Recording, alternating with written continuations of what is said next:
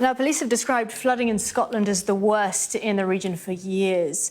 The River Neath in Dumfries has burst its banks. 2 bridges have been swept away and a number of homes have been flooded. The rail line between Dumfries and Carlisle has also been closed. And joining me now is Mark Franklin, Flood Duty Manager at the Scottish Environment Protection Agency. Thank you so much for talking to us, Mark. Where are we now with the flood situation across Scotland?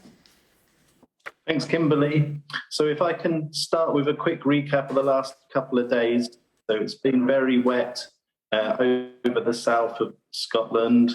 We've had around 80 millimetres of rainfall widespread in that area, with higher ground seeing over 100 millimetres of rainfall. Now, the rivers responded to that rainfall, as you'd expect.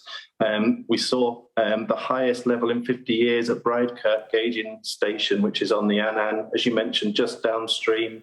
2 historic bridges have been washed away. One of those had been there since 1897, so that gives you an idea of the intensity of the flows going down that river yesterday overnight. We also saw the flooding in Dumfries.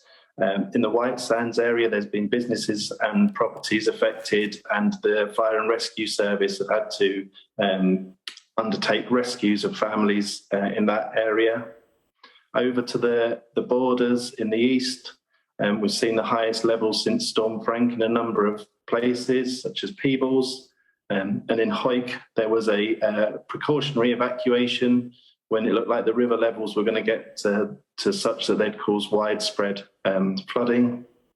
Luckily, the river kind of levelled off soon afterwards, and we were able to, or the local authority were able to cease the evacuation and allow people to go back to their homes. But again, there was flooding in spots across the town, and the rugby club was flooded. So all in all, it was quite tough for a night for a lot of people. The situation has improved throughout the day as the flood peaks passed downstream. The river levels have subsided. However, there is still quite a lot of standing water around, and a lot of disruption as a result of all this flooding. So really encouraging people to plan their journeys carefully and be aware when they're travelling around known low spots, those sorts of places that we could find, they could find unexpectedly quite a lot of water on the road. That kind of brings me to today. So at the moment, we have 11 of our regional flood alerts and 12 of our flood warnings in place. There's going to be a series of bands of heavy, intense rainfall passing up from the southwest to the northeast of the country over the weekend.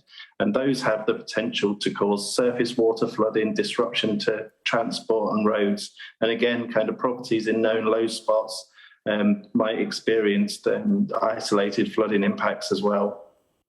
Now, some of the rivers will respond as well to this rainfall, so we're going to be keeping a close eye on those over the next 2 or 3 days, making sure that we're ready to issue the flood warnings and alerts as soon as we get the slightest inkling that there might be flooding. Again, we're not expecting there to be widespread impacts involving lots of properties, but we could see riverside properties and infrastructure flooding as a result of this weather.